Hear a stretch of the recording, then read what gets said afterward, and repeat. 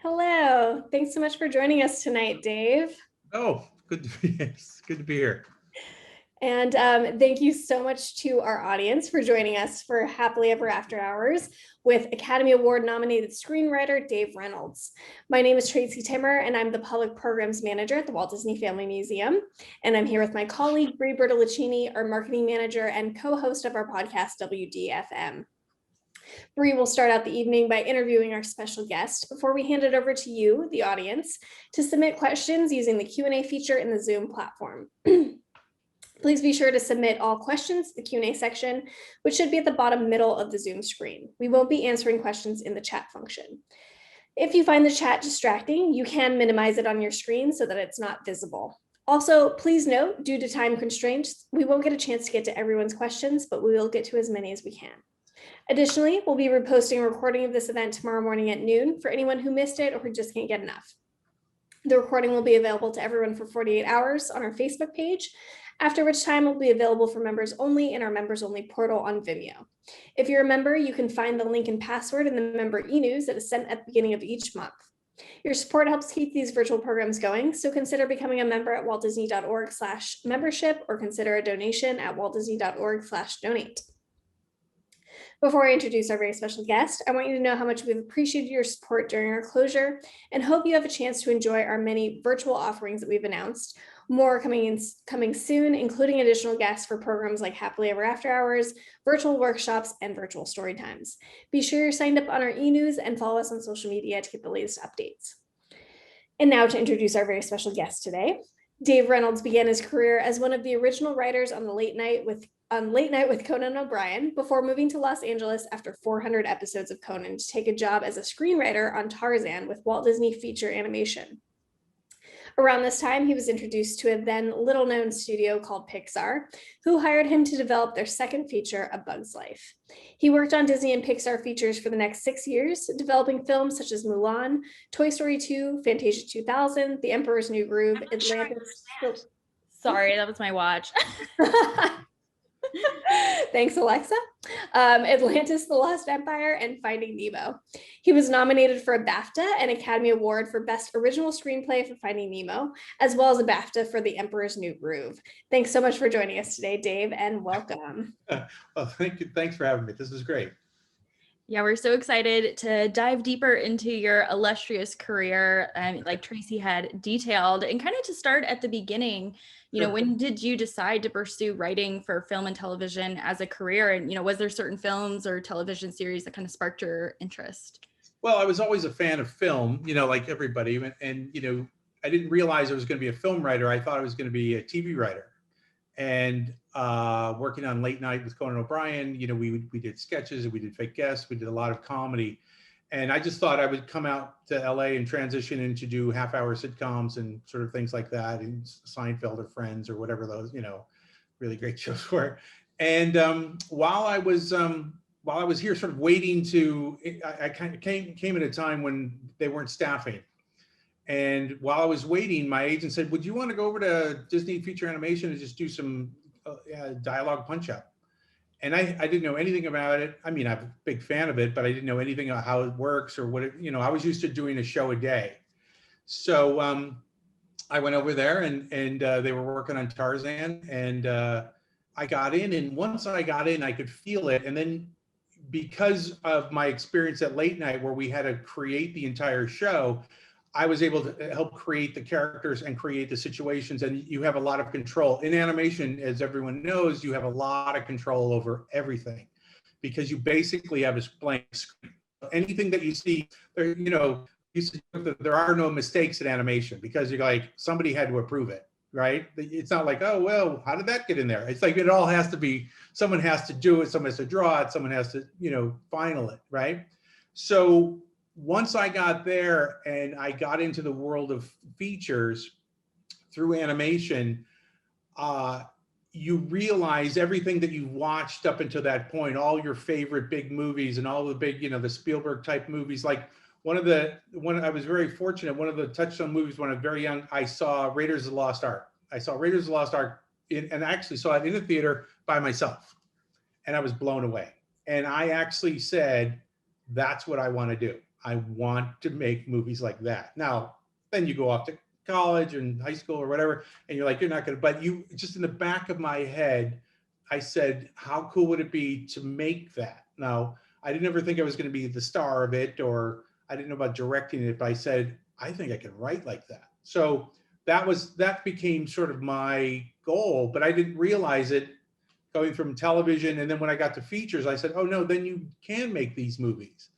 And especially when when I started working with Pixar and their world building and based on characters and the way they do story, and they're so driven on story. So anyway, so the idea was everything that you've seen up until the point you start working is sort of like your resume. It's like, and one thing I did start to do more of it is start watching more movies and going back and seeing big movies and seeing how they worked, and sort of try to pull them apart to see, why was Jaws so great?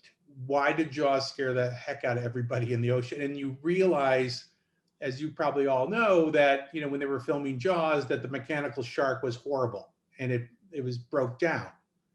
And Spielberg's out in the middle of it, Nantucket, he's in the middle of the ocean, and he has the big thing was this huge shark robot that didn't work. So on the fly, he had to fix it. And then that's when he changed it to the point of view, and the music was the shark. So now you were the shark. And it made it even scarier because in your mind, you saw the after effects of what the shark did. So when you see people like that figure out problems, what are problems, and make them, work for them and actually make this show better, that's the thing that's exciting about features. And that's what I loved about working in animation, is if you got to a point and you had to figure your way out of it, one reason or another, an actor leaves, or we run out of money, we can't do those shots you want. So you have to be sort of, in an odd way, you have to be sort of facile on your feet, just to be able to kind of do it. Anyway, it all comes into what you've watched up to this point, and then you try to help that guide you through the stories you're working on now. So does that make sense?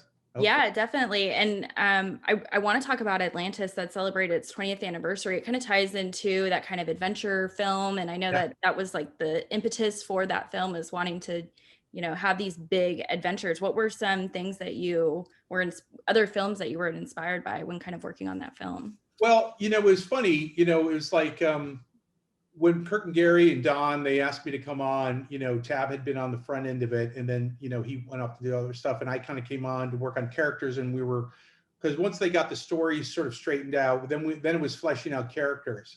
And so, you just had to think back to, again, I keep saying Amblin movies and Spielberg movies, but it was like when we were doing it, I felt like a James Cameron movie, right? It just felt like one of those big, or Ridley Scott, like the world they did in Aliens or things like that, or the original Blade Runner or something like that, because you're creating these worlds. Like you go, well, I can understand that physically, but it's unlike anything that we've ever seen. Like physically, you're walking on the ground, but what you're seeing is completely different. So when you grab onto that idea, when you hold on to that, then you can really have fun. It's like when those fish start to fly, those big stone fish, they come alive. Then it becomes wish fulfillment. Like you go, dude, wouldn't that be fun to get on those things? And I remember Kirk and Gary, like, wish we could make one of these in real life, right? If we could talk to somebody at JPL, maybe we can get something going here, right? And so, because you're working in animation, and I know you've talked to a lot of people in animation, it's, somebody said it a long time ago, and when you come to these movies, what you want to do is, everybody wants to see an elephant fly. That's all you want to do, because that's what makes an animated movie fantastic. Because if you look back at Dumbo, and you could see the mother-son thing of, when the mother reaches her trunk out and holds Dumbo from inside the truck, that's every kid, every mom you ever think. But then later, Dumbo's flying. I mean, Dumbo's, flying. So it's just like, it's insanity, because your brain has accepted one beat, and then it said, oh, wouldn't it be, and this thing that was this worst thing in the world for him these huge years are now the best thing in the world. So it's a great way to tell stories because you have all these underdogs. Milo's a huge underdog. He has this little idea. He thinks it's going to work, and it's like so crazy and far-fetched, but he believes in it. You know, his grandfather believed in it, you know, and all this sort of stuff. And he's against all the odds, right? Everybody, you know, the crew, this is a paying job to the crew. So when we were kind of working on that, it was easy to kind of go, oh yeah, you're on a job with a guy who's kind of nuts. He's just like, all right, but we're getting paid either way. It doesn't make a difference. So when you're trying to write for characters like that, then it's easy. Then you just slot in what your character thinks about the mission at that point. And then once they get to Atlantis, then it's like, you know, everything turns like, oh my God, it does exist. So that all the characters have to change, but you all have to change according to character, right? So your Cookie's still Cookie, and you know, Helga just goes, hey, this changes everything, you know, because even she had like a conscience for like a half a second. And then he goes, this changes nothing. So then you know what Rourke is all about, right? He's like, no, we've got a job, we're doing it, right? We didn't think there were going to be people here, right? So it always comes back to character. You know, and when you're writing characters, you try to 3D a character as much as you can, and then you push them into situations, and then they just see how they're going to react to everything. So with an ensemble like Atlantis, you know, maybe you have like 1 or 2 lines for somebody like Vinny to come in and say one thing, or Cookie to come in and say one, or Mole comes in and pops his head up and says one thing, and goes away.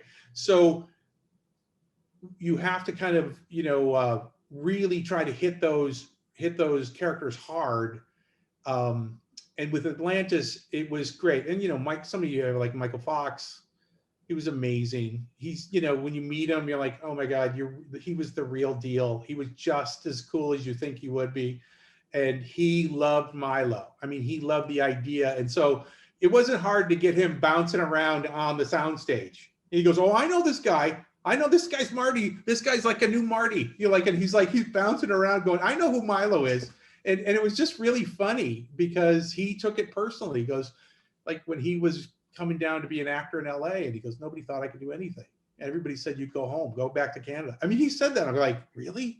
To you? And so he says, I know who this Milo guy is. I was like, oh, well then we just like, okay, then could you just read the lines then? There we go. You know, and it just sort of fell together. So yeah, anyway. No, that's incredible. And that film, when it came out, it kind of polarized critics on its theatrical release, but has since kind of had a big cult following. Why do you think that it's had such a staying power, and like that the message continues to have resonance with audiences? Well, yeah, I mean, you know, we thought it was a great, solid movie, right?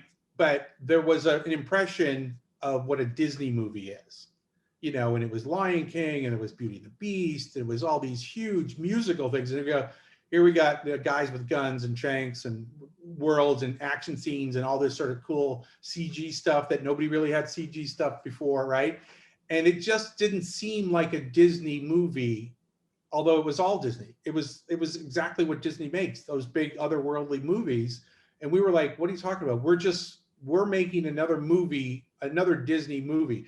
And everybody who worked on the movie, like Kirk and Gary, Don Hahn, all the animators were the A-listers of Disney. So they worked on Beauty and the Beast and Lion King. So it's not like we got strangers off the street who never made a movie. They go, no, we understand what we're doing. But they said, we can't all be, you know, princess movies with songs and, you know, or Lion King. We can't all be Lion Kings. You know, they go, we have to make other movies to expand sort of like the, you know, the brand.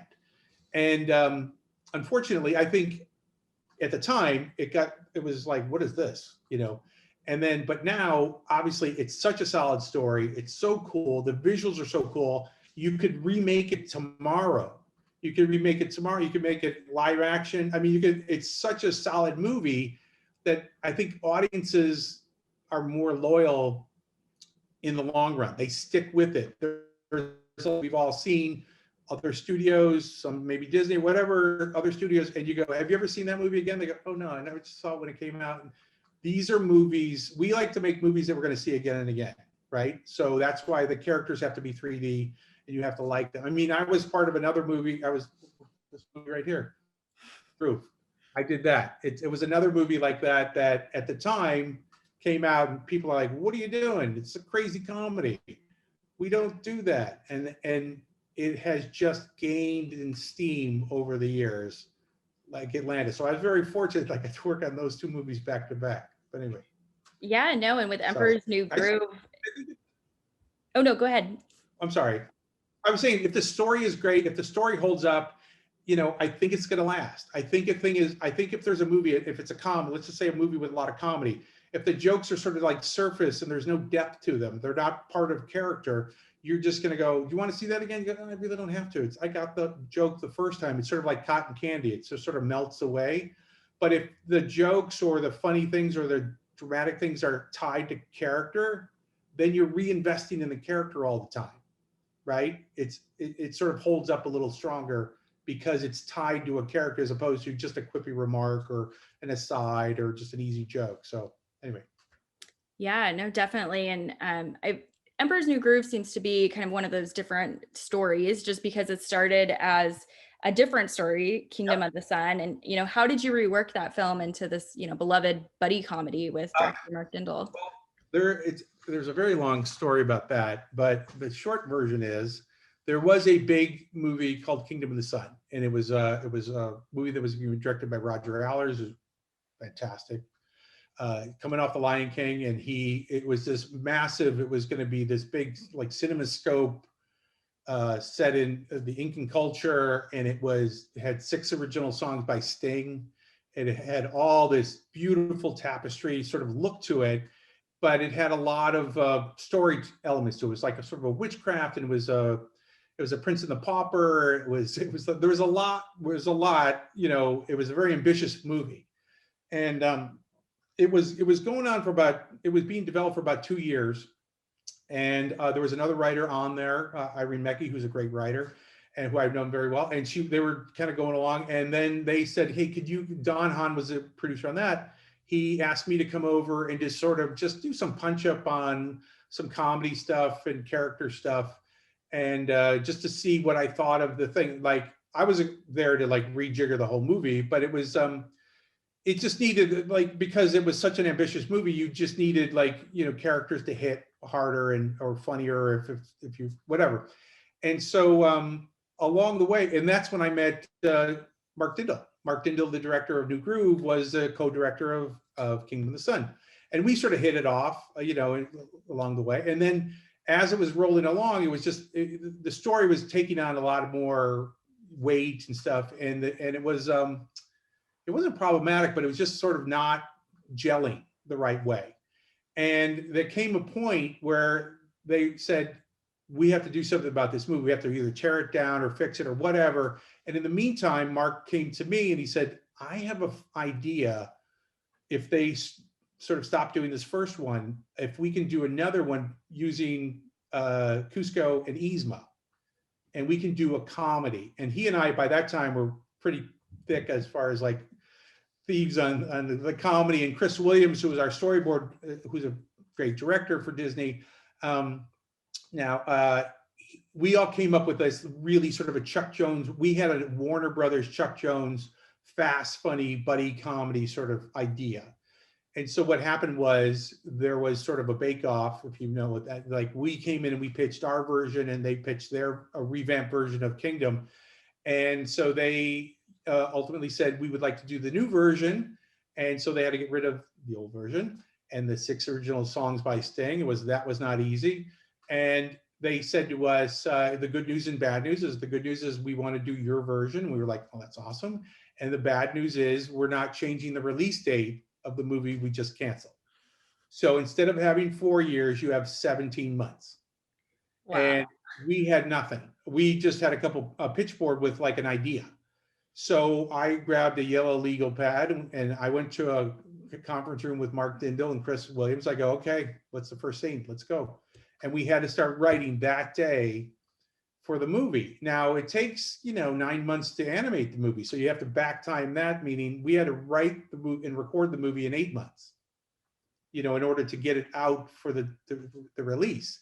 So the thing about that is there's, it's a very hectic time, but it's also, you have to be very focused. And we were very fortunate with all the storyboard people that Disney gave us, were people that were of the same sort of mindset. They understand the vision that Mark and myself wanted in the comedy, and they were able to feed into it so easily. And we were able to turn things around very quickly. So we were writing and recording. I mean, we were writing, recording, and animating the movie at the same time. So there was no room for error really within this whole process, because there was a looming date in December of that year for this movie to come out. So you just had to keep kind of inching backwards. And so, so the great thing was we had to be focused. And another cool thing was the Disney executives had to leave us alone. They could not come in, and they could not, they could not look over our shoulders, and they could not like overdevelop the movie. They just had to trust us. And then every couple of weeks or so, we would show them more chunks of the movie through storyboard reels and things like that. And they just kept saying, yes, keep going, keep going, keep going. And so we were able to have sort of like a continuity to it. And there was, just a single-minded focus on how to get the movie out the right way. And everybody, all the storyboard people and myself, were working towards the vision that Mark Dindal was sort of, shepherding. And we just kept going, and I'd rewrite scenes like 2 or 3 times within a day, the same scene, just to get it right, to get it to a storyboard artist. And then 3 days later, they'd give us the boards, and then we'd rewrite. And so we kept doing that. And then every once in a while they go, we need some scenes for animation, like, because there's 300 animators just sitting waiting for us. So I'd have to write a big sequence for them, that get approved, and then send that off, and then all right, leave us alone. And then we got to go back to continuing the story. So it was a very fluid process, a very hectic process. But at the same time, I was sort of used to that from my experiences at late night, because we used to do a show. There were 6 writers, and we did a show a night, 5 nights a week. So I was used to like quickly working. So during that, I was working on Atlantis a little bit, and I was working on Toy Story 2. And I did some stuff for, Tarzan when that was finishing up, and some other things. So I was able to kind of work on a lot of things at the time. But when we were working on Groove, it had to be focused, and it was super fun. I mean, it worked out great, And the one thing I will say, at the end of the movie, when the movie was over and it was about to be released, a guy comes and knocks on my door, and he says, you Dave Reynolds? I said, yeah. He said, you write Emperor's New Groove? I said, I did. And he says, okay, we need the script. We need the full draft of the script for archives. He was from the archives of Disney Archives. I said, there's no script. And he says, no, just the full, first draft of the whole thing, whatever. And he says, I said, there is no script, because we never wrote a script. We just made the movie. We made the movie in real time. I would write scenes, we'd send them off, I'd rewrite them, send them off. But there's no me sitting down writing 120 pages and then being approved. And so the guy just sort of stared at me, goes, okay, well, we need a script for archives. I said, I don't know what to tell you. I said, go watch. And so what they did, our script supervisor and a couple interns took all the scenes that went into the movie and then just kind of collated them together, and then just handed them in with my name on them. So Wow. that was it. So the first and only draft of The Emperor's New Groove came in 2 weeks after the movie was out in theaters. So That's incredible. I mean, it sounds like something, back when they were developing Snow White, they didn't have screenwriters, they didn't have scripts. So, just right. They would have Right, they would have writers or people or the animators or storyboard people. They would write it themselves, and they would just kind of string it together. And if you're watching something being built in real time, you can kind of watch the progress and see that you don't make wrong turns. Not that we didn't, we took turns, but we were able to come back because we're all in real time. Whereas if you have like this document that you're all, that you're sworn to, then it kind of muddies the way you're thinking, especially when you have a movie like that, where it was a pretty crazy movie for Disney at that time, as far as jokes that we did and physical things, and looking at the camera, or the VO, the David Spade VO, just commenting on stuff was very, not Disney at all at the time. And so if you had a script on it, I don't think it could have been as spontaneous as it was, as it turned out to be. And so we were very free to do stuff. In fact, we did a thing, we were just working on the script one day, and somebody from Disney, one of the execs came in and said, the ESPN is doing this thing where they're doing jump roping, like double Dutch jump roping championships. And we're like, okay. And they said, can you work that into the movie? And we went, what's that? Could you work that in the movie? Because, Disney's all about marketing and everybody's cross-platforming us. And so we just went, all right, sure, not a problem, like that. And they just walked out. They go, all right, thanks, like this. They kind of like said, we have to try to integrate jump roping. Emperor's New Groove could probably get that. And then that's when I turned around and wrote that scene where Kronk is at the house. I mean, it was actually one of those movies you could do that. You could actually say, could you write this crazy thing in? And we could justify it being in the movie. So it was, so that was sort of liberating. It was fun. Yeah, definitely. And then kind of going, I want to mention the other poster behind you, Finding Nemo, working with Pixar and Disney kind of simultaneously. You earned an Academy Award nomination for Best Original Screenplay for Finding Nemo.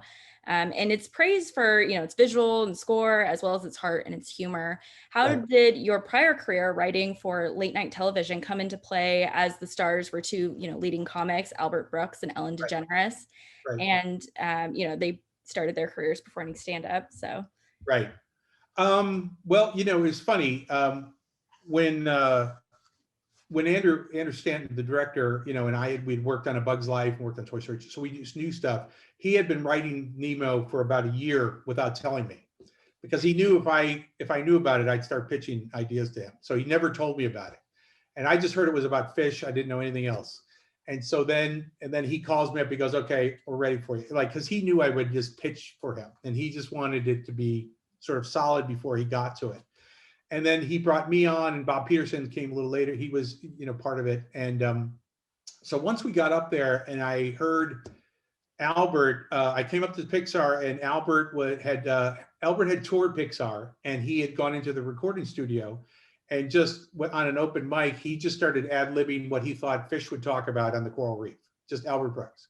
And it was so funny, as you could imagine. It was just hilarious, him just riffing about the fish, other fish, and coral reef, and is the color, are these stripes of mine, are they, it was just so funny. And this is like, he hadn't signed on to do the project. He was just kind of testing the waters, right? So I heard that, and he and Albert had heard Ellen, and he goes, well, Ellen's, you have all the comedy, you don't need me. And Andrew said to Albert, no, you're going to be funny, but you're the dad and you're the heart. And Albert had little kids at the time, and Andrew had kids, I had kids, we all had kids. And it was like, so when he kind of took it, but that's in that meeting with Andrew, after I heard that, we were just so excited, the idea that Albert Brooks might do this. He's a legend, and all of a sudden I just went, how you get a flash of a thought. I go, oh my God, Andrew, he can't be funny at all. And Andrew's like, what are you talking about? He's the funny, I go, no. His son's been kidnapped. He's got to find his son. He can't be funny. He can't do what he just did on the tape to us. And so what happened was, again, going back to the character, is like, your son's been taken and you have to go searching for him. And you cannot stop. You have to keep moving forward, looking for your son the whole time. And I said, the only time he can really be funny is if he's somewhere where he can't move forward. Because if you had a character doing that and you stopped and looked and commented like he could very easily, then you the audience would go, wait, your son's lost. You got to go look for your son. You're looking for your child. And so that clicked for us, like as dads, like, yes, that's how we're going to, that's Albert, that's Marlin, right? And so when they're in the submarine or whatever the thing is, and and there's certain points when they're on the road where he could be very funny and be, stuff, but he's funny while he's searching. But other than that, he had to keep moving forward. So there was a time as far as dealing with the great comedians, when we were recording Albert, and it was the scene where he was dropping Nemo off at school for the first time. And so there was a scene, it was written the way it was written, and you know, he's supposed to be awkward, and then it comes to where he tells a joke, and Andrew had just slotted in a joke, a bad joke, the sea anemone and the sea, whatever the thing was, and it was just a bad joke, and it was supposed to get a like no reaction. And we're in the recording booth, and Albert's there, and I just said, wait a second, what if he deconstructs the joke? And Andrew's like, what are you talking about? And Albert looks at me and goes, oh, I know what oh yeah, that'll be funny. And what it was, because I knew Albert Brooks and the way he thinks, just as a fan of Albert Brooks. And the idea of somebody trying to tell you a joke, I said, I know how to tell you a joke, and they deconstruct the joke telling you that. So he just leaps behind the mic and just goes, okay, here's the joke. There's a sea in it, and the thing. All right, so first of all, the one guy is talking, nobody's talking, and everybody's walking, and he just starts pulling the joke apart. So it's not funny at all. And he's just doing it on and on. And we're sitting like 4 feet away from him in the recording booth, all holding our mouths. We don't want to laugh. It's so hilariously funny. And he just does it, and he does it for like 5 minutes. He deconstructed that joke for 5 minutes. And then he takes a break. We're all laughing. We're like, oh my God, that was so funny. And I said, oh, it was really funny when you said this. And then said, he goes, oh, did you like that? And I go, oh yeah, it was really funny. He jumps behind the mic again and starts to do it again. And so then he does it, and we just, okay. We needed like 20 seconds. And he gave us 10 minutes of a deconstructed joke. But what happened from that was, when we sort of took a break after that point, we all, Andrew, Bob, and myself, look at each other, and we all knew, wait a second, that's now a good running joke for him. Like that, like, hey, you're funny, tell us a joke. So then we jumped over into where the sharks were and the 12-step program. And then we swapped that up there. And then we had to tag it again, right? Now, the funny thing was, Andrew just turned to me and he goes, Dave, we're going to do it. We should do it at the shark. And we're like, oh yeah, that's the best place for it. He goes, well, we're going to have to take your thing out. And I had written a speech for Marlon that he had already recorded that was really funny, and he really was but it was like, you know, it was like Marlon trying to talk his way out there going, I can tell by your dead eyes and your razor sharp, both, you know, teeth that a lot of good's being done here. And he's trying to back out the door. It was really funny. But the story now changed because we had a guy who can't tell a joke, and then we said, let's tell a joke, and then we just tell. So that way, that happened from me knowing how Albert can tell and deconstruct a joke, and you move through along that way, and that helps to rewrite the movie. You know, you can sort of rewrite moments of the movie. And as far as Ellen goes, we were on stage when we were doing the thing where she was speaking whale, and she was speaking whale, and she was speaking that long, low, please can you help, or whatever that thing is, right? And then, like anybody else, if you're trying to do it, you would just go, do I need a little more humpback in there? Is it not, you know, is that too much, you know, in a bottle dose? Is this too bottled? And we were just, but I'm standing like 2 feet away from Ellen DeGeneres, so we're all sitting there, and I'm just lobbing these things to her like that. And she's so smart. She just took it and just goes, is it too much humpback? Like this, and that sort of but because as the writer, you know, I have to get in to know how you speak. And so I have to figure out how you speak, and then I have to figure out, then I lay on top of your character. And then we just, then it just sort of comes to you, right? So when you're working with like, so in the one little thing, and I'll let you go, is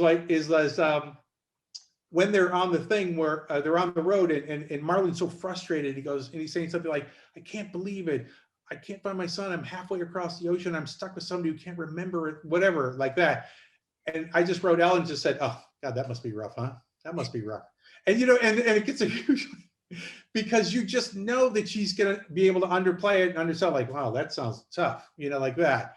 So knowing the voices you're working for helps you. And those were the easiest, those two people were so fantastic. And so it made writing very easy for me. Oh yeah, I mean, just you speaking about those particular lines, I remember them like the back of my hand. Oh, nice. Definitely a favorite film of mine. But this has been so wonderful. I'm going to pass it off to Tracy so we can jump into those audience Q&A. Oh, sure. I'm sure there's plenty of great questions. Thanks, Dave. Thanks, Bree. Great. All right. So our first question is from Zach. Okay. who asks, what is your relationship with story artists? And is there any back and forth after you submit the final script? Oh yeah, that's huge. Personally, I believe my first draft of the script starts the process. So I send it to a storyboard artist, they come back and then they decipher it, they lay it out, they board it out. Now, a lot of writers just go, oh, that's it, we'll figure it out later. And my thing is like, you're drawing it, you're realizing, you're physicalizing what I have. And they come up to me and go, you know, that thing that you had, I couldn't get it to work. And I go, oh, let's figure out. And so I love to rewrite because I come into that collaboratively, and then they get to have ownership. And so they come in. So especially in like New Groove, those Jeff Ranjo, Don Hall, Chris Williams, TV Wormers, all those, John Norton, all those storyboard people, my script was the first pass, I guess, at this whole thing. So I would write it, they would board it, we come back, all of us together would be the storyboard artist, Mark Dindal, myself, and the head of story, Steve Anderson. And then we would go over it, and then we would rewrite in the room on storyboards. And we get everybody's input. And then I would go back with that if I have to change the script, or if we could just do it right there in the margins. But then the board artist has ownership, and they go, this is how I saw it. Because, you know, I go, well, this is how I wrote it. And so then you get to air that out a little bit. And then the director walks in and goes, no, I saw it a whole different way. So then the 3 or 4 or 5 of us settle on this, because, you know, it's a little bit of a telephone game. You know, I hand it to you. Hopefully you're going to do it the way I have it. I always heard it differently. So I think that's key. And the more the writer can work with the storyboard artist and vice versa, I think that's what makes scenes jump. As opposed to a writer handing it to a board artist, the board artist goes, well, I'm just going to take my best shot at it. And then they go. I think if there's that back and forth, then you can really make it stronger, because I can suggest a shot or a pose, and they can suggest a line or dialogue to me. And I've always, you know, if it's making the scene better, I'm always for it. So I'm a huge fan of that. And I think every writer should be. And I think a lot of feature writers that come into animation cold don't understand that. They think I just hand you this and then I walk away. I go, well, that's just the start. Once you get it. So anyway, I'm a huge fan of board guys working with me. Yeah, it sounds like that's a really important relationship to maintain, particularly in animation, probably more so than in live action. Right. All right. Our next question is from Allison, who asks, what's your biggest piece of advice for crafting a good story? For crafting a good story? Mm-hmm. That's a pretty big. Yeah, see if you can narrow it down. Well, okay. So you start with this, you'll come up with an idea, and then you just have to find, and I hate to sound like, you know, Robert McKee, but you have to find the truth in the idea. You have to find out if the idea makes sense. And once the idea makes sense, then you just start to pull back from it. It's like the macro, and then you just start pulling back to see how this will hold up. And then you just have to have a truth along the way, and you have to have yourself or somebody that you trust or people that you trust is to say, why does it, you know, why did this guy do this, or why did they do that? And you have to be able, and the most important thing I think is you have to be able to throw out stuff that you think is great if it doesn't work. Because we always talk about, you know, about the story math, you know, it's like this adds up to this, equals a great story. And sometimes you see in the middle, it just, why is this happening? And then all of a sudden this happens, that things don't work out. So story is hard. I mean, if you're talking about like an original idea, if you're coming up with an original story, I just think you have to find the truth in that. And if it speaks to you and that you can talk about it and expand upon it, if it's something that you don't know anything about, it's going to become apparent. But if you can personalize it, or you say, oh, I'm like this character, or I know somebody exactly like that character, then you go, oh, then I have a way into the story, right? And then you follow the logic and the truth of the characters as they are in the settings, right? You'll lay out what they're physically supposed to do or get at the end, or the grail they're supposed to find, or whatever it is. But then you have to just follow that and just stay true to the characters. I hope that answers it. That's a tough one. It's a big question. I think you answered it well. Sure. Sounds like stay true to what you know, and don't get too attached. right, you know, they always say write what you know. I mean, everyone's trying to chase a, oh, these, you know, zombie movies are great now, or this movie is great, or a sci-fi movies like, but if that's not what you write, don't write that, right? But if you write, like, if you love westerns, like that's what, you know, Star Wars is basically a western, but George Lucas made it as a space western, right? But all the tropes to it are basically a western. If you took that off and dropped it down, gunslinger, you know, my dad, the whole thing, all that stuff is just a western.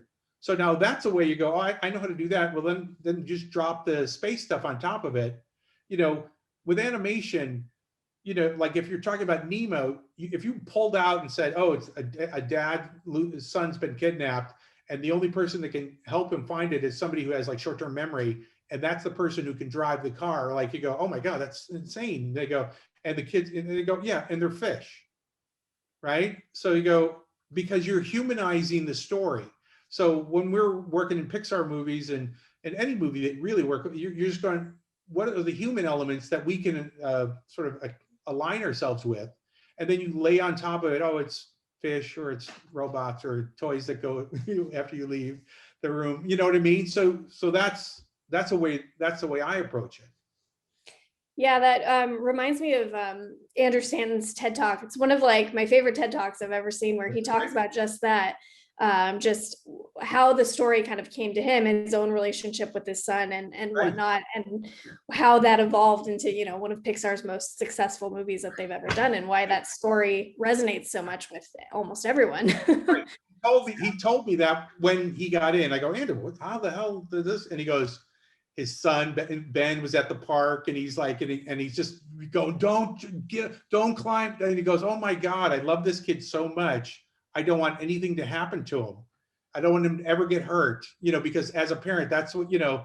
And then you go, I'm not letting him be a kid, you know. And so it's just, you know, it was just one of those things that you go, oh yeah, of course. You love somebody so much that you don't want them to have, you know, like a little bubble life, right? Yeah. So yeah, it was when he told me that, it was just like, I mean, you know, and then it kind of fell to place, you know. Yeah, definitely. It's one of my, I always have a hard time choosing between my favorite Pixar movies. I think probably a lot of us are in that boat, yeah, but it's in my top 3 for sure. I think for that reason, it's just such a powerful story. Thanks. All right. Our next question is from Bess, who asks, with regards to animation writing, how much is story and how much is character voice? Like the celebrity voices? Yeah, I think it's, a little bit about like, how much are you playing off of the celebrity voices? You talked about this a little bit earlier, but kind of how much of the story is kind of based on the character and whatnot. Right. So when we're trying to get ready to record a celebrity, we have all the scenes written out, we go over all the lines, and it's been storyboarded, and we sort of see how it lays out for us to work for the show, for the movie. And then when you get into the recording booth, it's like if I brought one of you in there, you know, all of a sudden I hear your voice, oh, she would say this differently. Oh, you wouldn't say it like this, you would say it like this. Like, so, I mean, you can, like, when you're writing for Albert or Ellen or Tom Hanks or whoever, you go, I've heard them 1,000 times. But when you get them in and then you get them in character, you go, oh, Woody wouldn't say it like this. Woody would say it like this. Or, you know, I mean, Patrick Warburton, when he was Kronk, I heard that voice. I went, I know exactly how he would do it. And then Patrick comes on set and he you know, he just go, and he just starts to talk. And you're like, oh my gosh, it changes a little bit. So I have a way, you know, but I have a way with the directors. I'm very fortunate when I've worked with Andrew, Mark Dindal, and some other directors, Kirk and Gary, is they let me in the recording sessions, because I feel that you rework about, I'm not a third of the dialogue that you hear is reworked, or you come up with a different idea. If somebody says it in a different way, you go, oh, wait a second, if you said that as a character, then that makes, as a question, then your character would say this or that. And then you start to kind of move around. So the way most people do it is we come in and we get it as written. We get it, you know, all this, you know, and all the script coordinators will tell you that I drove them crazy. They come in and you get every line that was approved of. And then they say, okay, can we do some my versions or change the versions? And then once that happens, like a lot of times the celebrity voices go, oh, so I'm more like this, then I'm like this, because you can talk them through it as much as you can. But once you're in there and Mark is on, or Andrew is standing, or somebody's like on set going, here's the thing, you're trapped in this, and you're doing this, and you're doing that, and we're just kind of talking you around.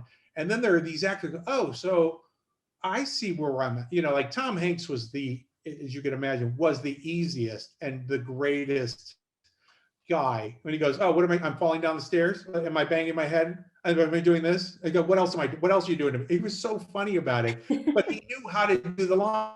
He goes, you know that I'm going to fall down? Okay, all right, let's go. And he would just jump into it, right?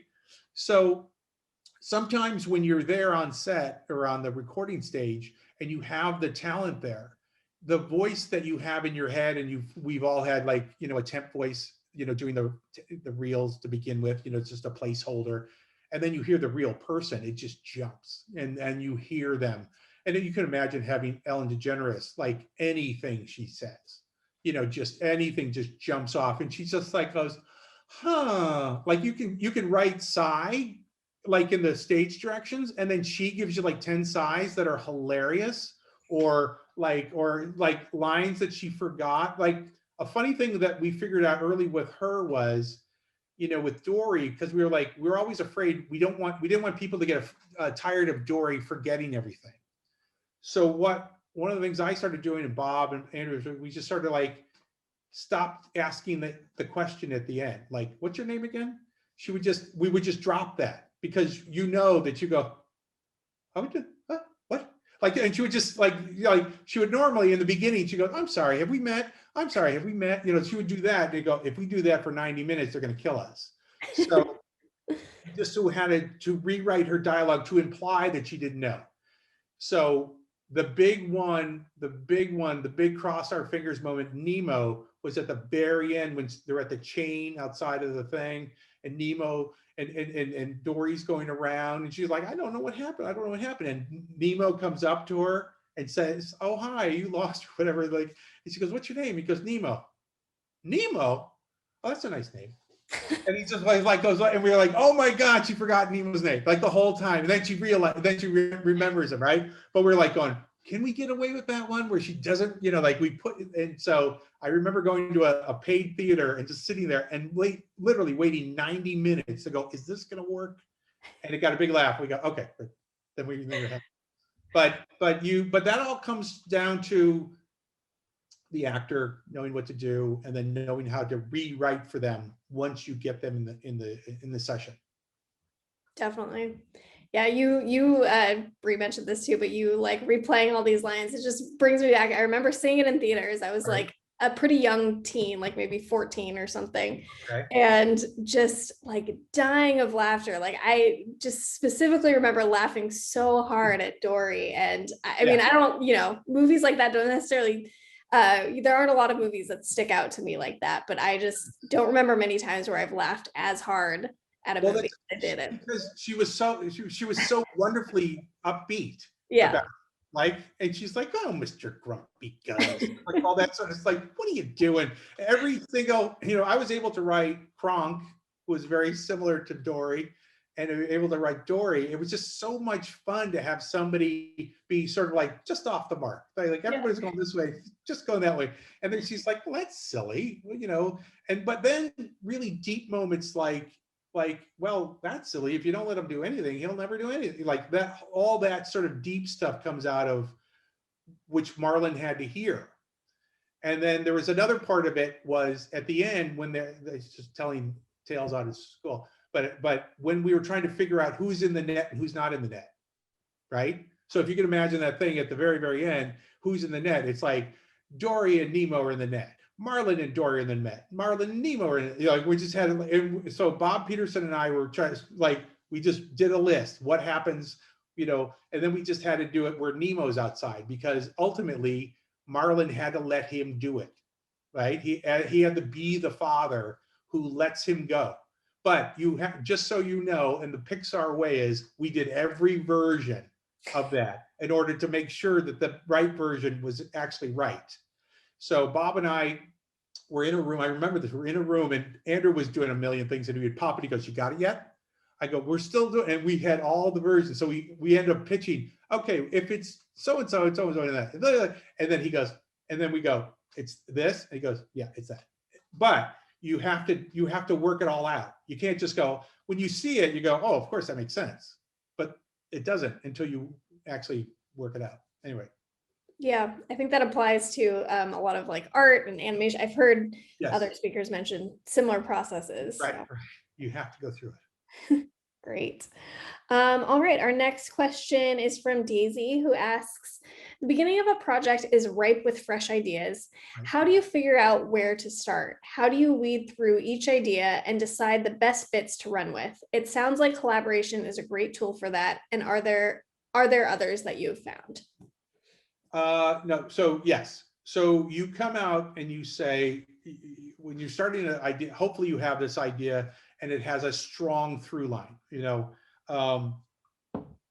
then you can just kind of bounce off of that. How many different ways can Marlin go find Nemo, or Marlin and Dory, or if it's Cusco has to, I mean, there's a version of The Emperor's New Groove that we worked on for 4 months out of that 8 months.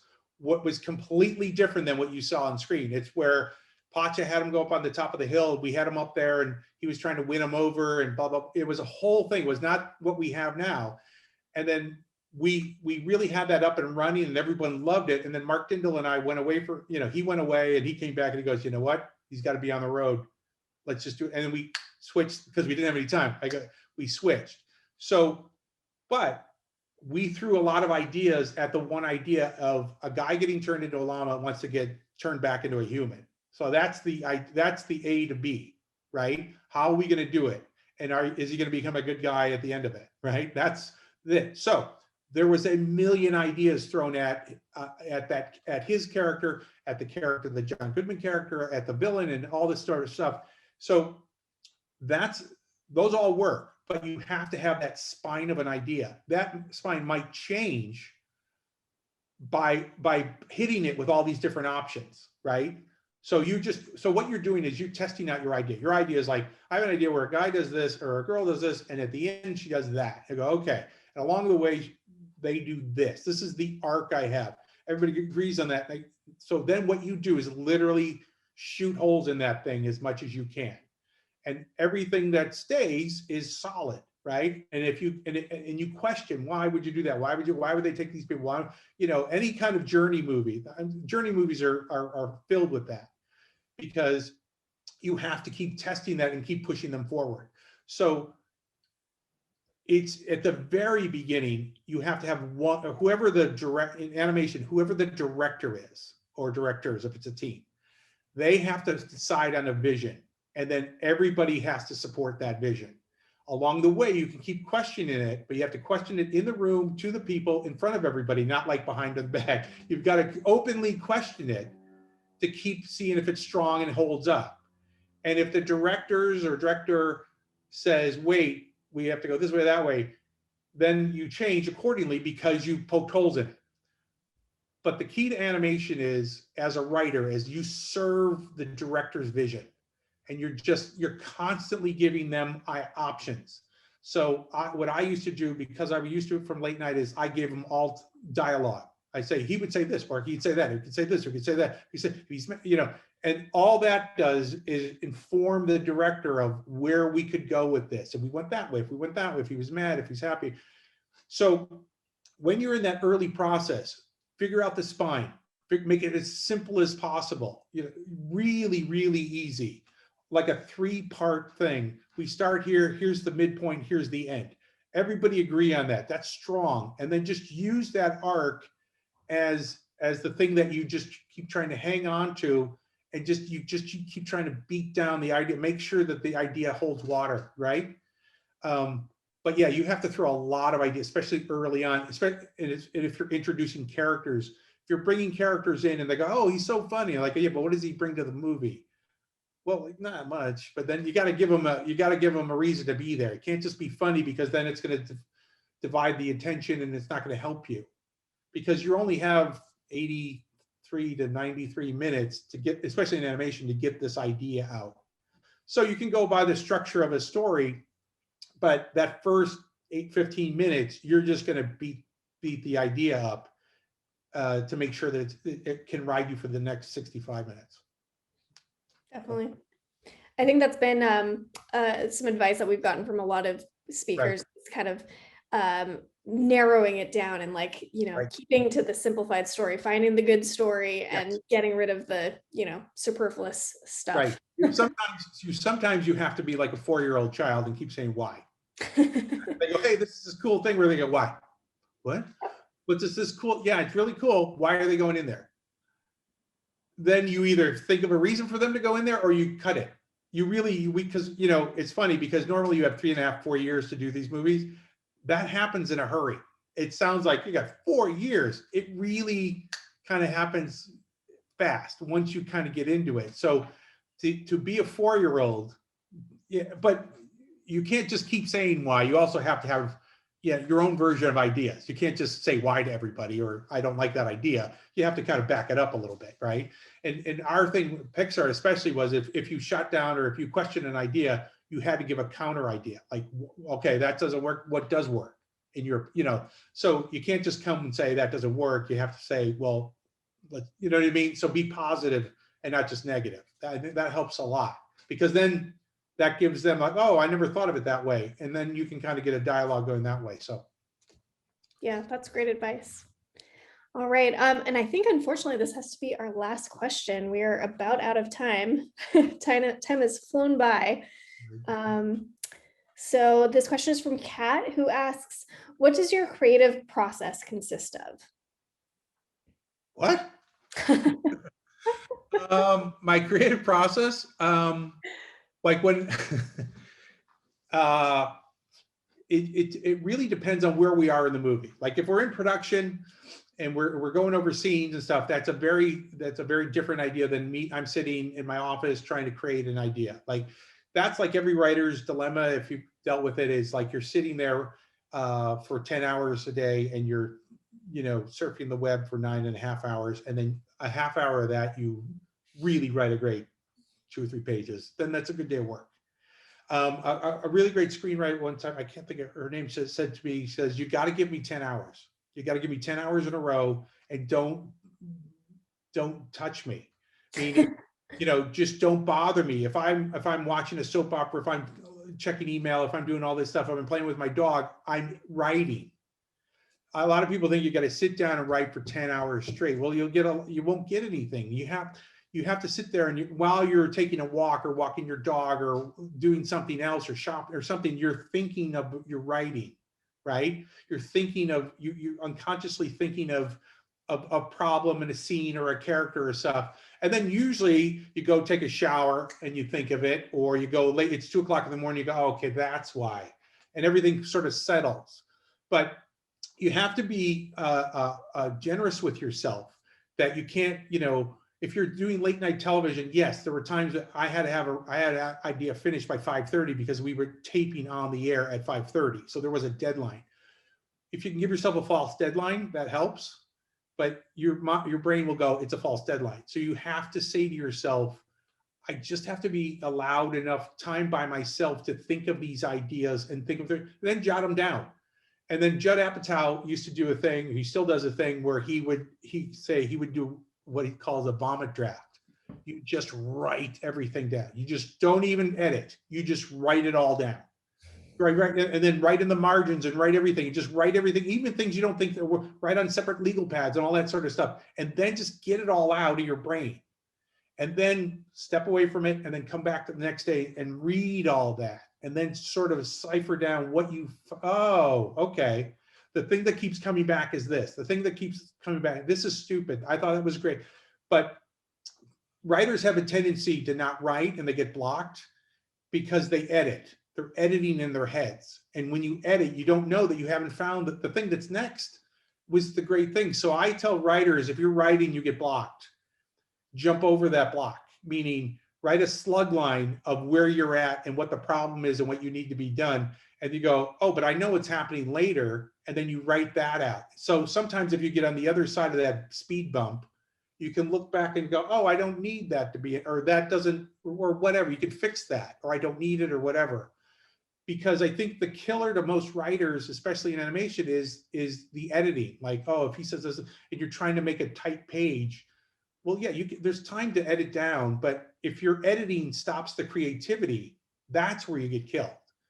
So if you look at something like New Group, we had no time, but we had all the time in the world because we just were able to write all this crazy stuff because nobody around us could stop us. And I mean that in a good way. Whereas if you have a traditional thing, people are walking, can I see the pages? Can we see the page? And you keep stopping you. And a writer needs just that room to breathe and be goofy and think of stupid ideas in order to get to the good ones. That's my process, is to try to think of everything, write it all down, give it to you, have you weed it out, give it back to me, I rewrite it. You know, that's how I do it with all the directors I work with, you know, so. And then, you know, once we get to the final stages, then honing is easy. But don't stifle the chance to be creative. I'm curious, has that process changed for you at all with the pandemic? It's easier when you're in a room, you know, and you're in a room with people, but it hasn't changed for me because I get on a Zoom like this and, you know, the people I work with, we just go. And I had a huge story session with the director I work with on a project we're developing over text. Was the craziest thing in the world. I'm like, why doesn't he just pick up the phone and call me? But it was just pages and pages and pages of this going back. He's shooting another TV show. And so I think the process is there. You just have to be open to it. This is the new way, right? So if we're all polite and I allow you to speak and then you allow me to speak, and then, you know, we'll talk over each other. But if it's done for the right reason, you know, I think that this is fine. I think you shouldn't be intimidated by Zoom. You shouldn't be intimidated by, you know, because if you're pitching on Zoom, you can have the Zoom like right under your eye line. You can have all your notes written up. So it's not like I'm asking you just to pitch on the fly with no notes in front of you. You can sit there and read off a script to me and you can be more prepared. I feel that you can be more prepared as a writer because you can have everything in front of you. And you know, if you've ever been in a meeting, you go, what do you think of that? You go, I don't know. Well, you go, well, hang on a second. I got the notes here somewhere. And then you can just access that. So I think to be if we're talking about animation, especially to be open to you know, working with other people, collaborating, you've got a good idea, I've got a good idea, best idea wins. So at the end of the day, I always said that the story or the movie was the hero, not us. So if I do my job right, and you guys, everybody does their job right, we win. It's the people who just, you know, are worried about how they look. That's when those movies get to be kind of choppy and not good. So if we all do our jobs the right way, it's sort of seamless, hopefully, you know. Definitely seems like it to me. So, well, thank you so much for imparting all of this wonderful wisdom. It's been really lovely having you here with us tonight. So thank you so much for joining us. This is great. This is really, really cool. So thank you so much. I love this series, by the way. Thank you. Started. This is the coolest thing. This is one of the benefits of the pandemic. Perks of the pandemic. You all get airtime now. Everybody knows what you look like. You can't hide up to the museum. You can't hide. We're gonna find you. All know what you look like now. Definitely. Well, you'll have to come visit us when the pandemic's over and come visit the museum. This summer we're gonna come up, huh? Let's think that's what's gonna happen. Definitely. Well, we hope to see you then. Great. And also, thank you so much to our audience for joining us tonight as well. And I want to add a special note of thanks to friend of the museum and advisory committee member, Don Hahn. The best. Who, he is the best. And he connected us with Dave tonight and so many others over this past year. So in addition to being a legendary award-winning and Oscar-nominated producer of feature films, Don has been a guiding force of our virtual programming over the last year, and we could not be doing any of this without his unyielding support and enthusiasm. So thank you, Don, if you're out there. And today also marks exactly 1 year since our closure due to COVID. So it's crazy that it's been a year, but I want to take this time to especially thank the team who has worked incredibly hard behind the scenes to help put these programs together over this past difficult and tumultuous year. Behind the scenes, our public programs assistant, Caitlin Minocchio, has done so much to ensure that these programs flow smoothly and are well researched, while also doubling as the host of our story times and workshops. I'd also like to thank everyone on our marketing and communications team who helps brainstorm, organize, and promote these programs. We could not have put these programs together without their hard work and dedication to these unique programs, alongside the rest of the hardworking museum staff and our executive director, Kirsten Komorowski. And we are still continuing to roll out exciting virtual programs. So don't forget to sign up for our e-news and follow us on social media for the latest announcements, and visit our website calendar at waltdisney.org/calendar for our current schedule of offerings. We just announced a fun slate of new female-centric programs for Women's History Month in March, including 2 programs with the voice of Ahsoka Tano, Ashley Eckstein, and a Mary Blair themed workshop with artist Anne Shen. Oh, cool. Members of the museum get the scoop and priority access to all programming, including our virtual programming like Happily Ever After Hours, and extended access with our members only portal, where we host recordings of all of our Happily Ever After Hours. So visit us at waltdisney.org/donate to help support all of our virtual programming through either donations or membership. So thank you so much for joining. We hope you and your loved ones are happy and healthy, and we look forward to seeing you at the museum in the future. Oh, Cusco there. Yeah. Bye, Dave, and bye, Cusco. Thank you so much. This is great. Have a good night. Take care. Bye.